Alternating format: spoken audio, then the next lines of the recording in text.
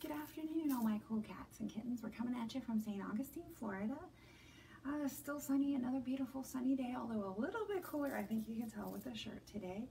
And today we're going to be talking about everyone's favorite beads.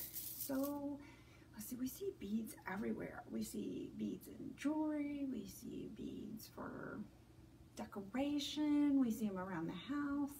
So we're going to start by talking about something called trade beads. Now there's one here in the United States, there's one story about trade beads I think most of us have heard. Is this fact or fiction? Was Manhattan actually purchased by the Dutch for $24 worth of beads?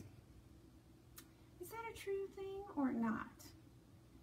Well, I had heard it was true, but actually it's fiction. In 1986, Peter Francis Jr. wrote an award-winning article called The Beads That Did Not Buy Manhattan Island. And he actually shows in his article that the story dates from the 19th century or 1800s and has no historical basis in fact. So, what most of us thought was true, just a really cool story. All right, so why beads? Why would people choose beads? What's so wonderful about beads that we all love them and use them in so many ways? So let's think, what's one way? I think we already said that beads can be used. We have jewelry, we see beads in hair, we see beads on clothes, we see beads as decoration in your house. So a lot of people think beads are beautiful, and so they either put them on or put them in things to make them prettier. I mean, how much better do you look when you have your hair just up, or you have your hair up with beads in it? A lot better, right? We love our beads for pretty things. Beads can also be used for protection. Now, how can something like a bead be used for protection? Well, in the Navajo culture, there's something called ghost beads, and they actually dry juniper and turquoise, and it's meant to provide the wearer with a kind of peace and protection. So beads can be beautiful. They can also protect at the same time if you're wearing them. Something else beads can do is show status. So if you have really nice, beautiful beads, or maybe just plastic beads or paper beads, let's see, are the beautiful beads more expensive or less expensive? More expensive. And if you have a lot of them, that probably means you have a lot of wealth, right? Now you may have gotten them by trading for more beads, or you may have gotten them through some other way of currency. Sometimes people use the beads as the actual currency. Sometimes they may trade meat for beads or things like that. So in here, we can actually see a little bit of both. So in these pictures, we have some cultures that are showing both. They're showing the beads as wealth, because obviously to have all these beads, you have to have something. And we're also showing them as a form of beauty. They're making themselves more beautiful. So especially in this one, do you think that headdress meant, something you wear every day and every person had? No, that definitely showed him as someone important, significant, or special. So why would you want to use beads to trade? Let's think, if you had no dollar bills or you had no paper currency, but your friend has something you want, how would you do that? There's no paper currency. So you would probably trade. You'd say, hey, I have this cool thing you want, and you have that cool thing I want, and then you trade, right? It works. So beads are something a lot of people wanted, so they started using the beads to trade. Hey, I'll trade you these beads for that piece of clothing. I'll trade you these beads for some food or tobacco or other things. That's what the Europeans actually started doing when they came here. So, how long have we used beads? How long do you think beads have been around? Do you think, not very long, maybe just since the 1800s or something? Well, actually, archaeologists believe that beads are over 30,000 years old. That's a really long time. Now, unfortunately, we don't have any beads that are actually 30,000 years old because they've all decomposed. They do have beads right here. Here's a set that are 3,500 years old. Now, I want you to look closely. And these beads, are they pretty simple, huh? They're pretty simple. Now, if you lived that long ago, there's no stores, there's no manufacturing, what do you think you'd be making your beads out of? There's no plastic, there's no glass yet. What would you be making your beads out of? Probably be making your beads out of things like maybe some wood. A lot of beads were actually made out of bones. Beads were made out of shells. So they had to just take what they saw in nature and they would turn them into beads. Then came the Egyptians. And the Egyptians definitely found a different way of making beads. They started making different glass types of beads. And you can see here that they're very beautiful. Now, when you see this, do you think the person that wore this was just your average person? Or do you think they were probably someone really important, maybe even wealthy? Probably someone really important. I don't think average people would have that. I think they'd have more like something like this. Yeah. Okay. So let's see what else here. So now we have a little bit more recent. We have African and Native American trade beads. So on this sheet, it actually shows a really neat little chart here. It's the Venice Trade Bead Company. And on here, they have all different kinds of styles of beads that people would use. Because are you going to want the same bead as your friend? Maybe, maybe not. Maybe you want a different bead. You know, are you going to want the same bead as some kid in California? Probably not. So different people wanted different beads. So they had a whole selection of beads that were down here. Now, yes, some beads were definitely more popular than others, but in certain areas, one kind of bead would be really popular, and in another area, another kind of bead would be really popular. So again, here we have, these are actually beads from Rome, and these are more like a clay type of bead. We actually see stuff like that today. And some of these others, we see things similar to them today.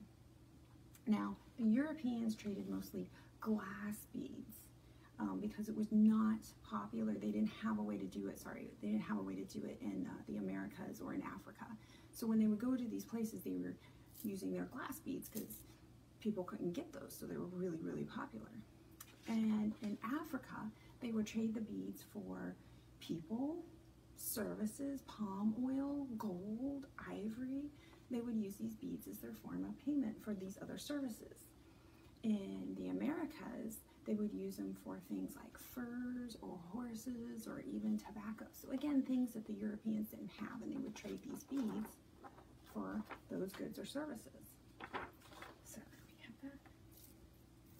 So beads are still really, really, really popular today.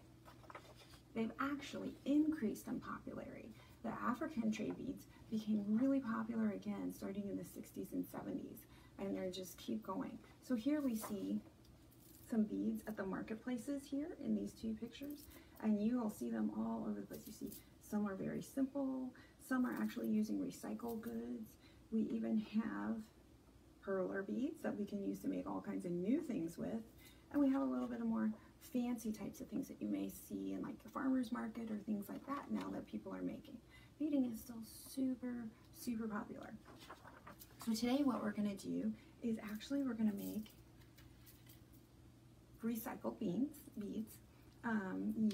just using either newspapers or magazines from your house, and so you should have these all at your house, enough to do. And for our craft today, you're going to need either magazine or newspaper, works best, a straw, a toothpick. I even use wood skewers if you want something that we can wrap the beads around. You're going to need some scissors. You're going to need either a pencil or pen, some white glue, a ruler, and I would either have like some kind of workstation that you can get messy, maybe something plastic over it or something, because the glue does kind of stick and it's going to get a little bit messy. So why don't you go gather your supplies and we'll get started on today's craft. All right, so I think we're ready to go, and what I'm going want to show you is the first thing we need to do is we need to make some nice little strips like this. You can make the strips one by one and wrap them, or you can do what I did and make a whole bunch. If you have kids at different ages, sometimes a young kid is really good for making the strips, or you may want to make the strips for them. But I found this was actually a pretty good activity for the little ones. And again, don't be discouraged on this activity for little ones, because little fingers are actually better with this craft than big fingers. So these are my magazine pages. I pre-cut them out. Now the wider you make your strips, then the thicker or fatter your beads are going to be. So obviously on some of these beads here, they were teeny little strips, and I'm going to be honest, I got tired of making beads, so I started making my strips a little bit fatter, and you want them to be long triangles. So I have a ruler, and I have my trusty pen. You can use a pencil, and I just do a little line here. Looks like my pencil's going to be better for this one.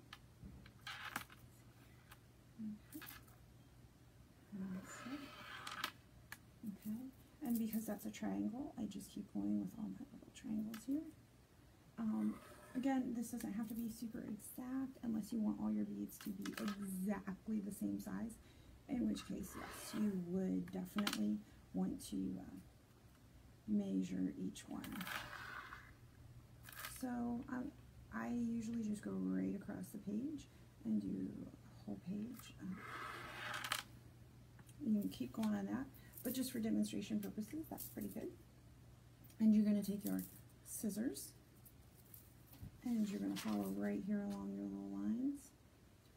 Now, if you have a paper cutter at home, that's fantastic. You can do this even quicker, but if not, scissors works just as well.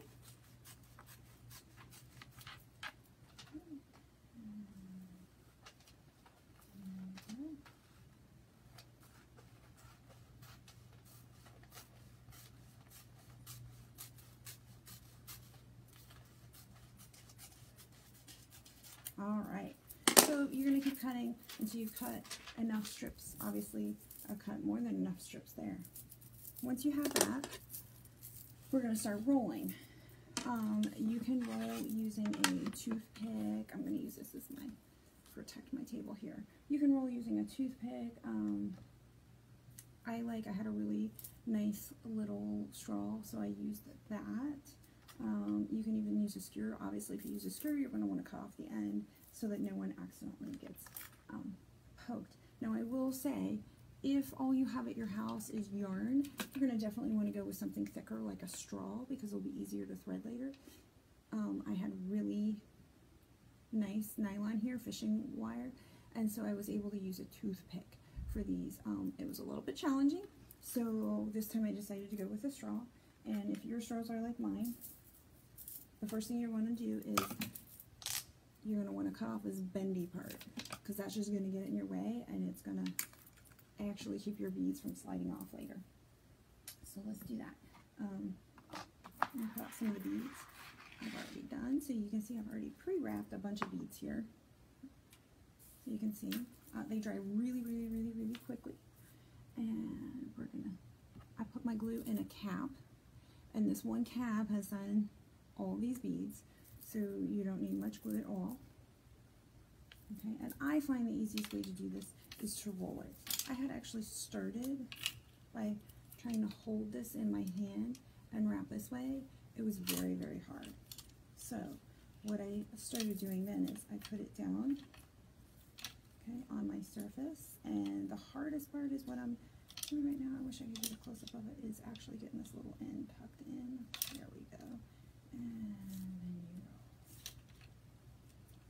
roll. And part of the reason I like doing it this way better too is if you're holding it up in your hands, it's easy. If you let go or something, this starts coming unwrapped much more quickly than if you're holding it pressed against this nice flat surface down here. Okay, so let me get all the way to the end. All the way to the end. Now you see I'm rolling back away from the camera. Okay, so I'm going to take a little bit of glue, just a little, and I'm going to glue that end down. And I twist the straw so that I'm moving away from the camera with my hand. And I'm just, this is a really long bead, so I need a little bit. And I'm going to glue this. Just, there we go. Cover that up nice. Okay. And then I very gently, it'll just slide right off. There we go. So let's do one more so you can see another example. I'm going to use something nice so that it has a nice pretty color to it. Okay, again, just going to pour it out. Getting that started is the hardest part. Wrap it right up. And when you started doing this, this part may take you just a little bit of time to kind of get the hang of. Again, I'm wrapping away from the camera, so I'm taking a little bit of glue and I'm rolling my finger in that same direction, and that pushes the end down. Let me get a little bit more glue because it's being feisty on me here. And we're going to just kind of very, very thin layer over it. So I don't know if you can see this nice thin layer. Just enough so I can see the glue, but okay.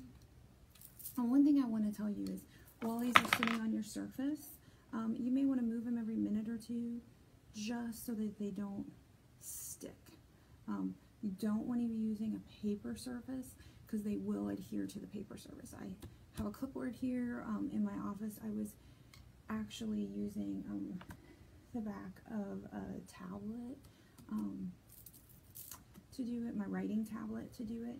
So just something that's not paper. If you put it on a sheet of newspapers or something, it's absolutely going to stick to that. So cutting board, things like that. Okay, so now you're going to choose what kind of thread you want. I have all kinds of thread here just because I like sewing projects. So you can use some hemp string, you can use yarn, here's some more hemp string, I have some colored strings here, and then of course I have like more like a clear fishing wire-ish kind of thing. So I am actually going to go with this one here. Okay. And I am going to cut a nice long piece. I always like to cut extra because you can trim away the additional amount, but if you make it too short. Now if you're doing something that's going to go, say, as a necklace, make sure, let's move that glue away. Let's make sure that you measure it over your head first so that you have plenty. And again, it's always good to have too much than not enough.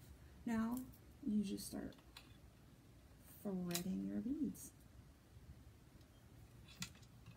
There we go. Oh, and you hear my beads catching on our tablet here. Okay. And you fill this up as much as you want.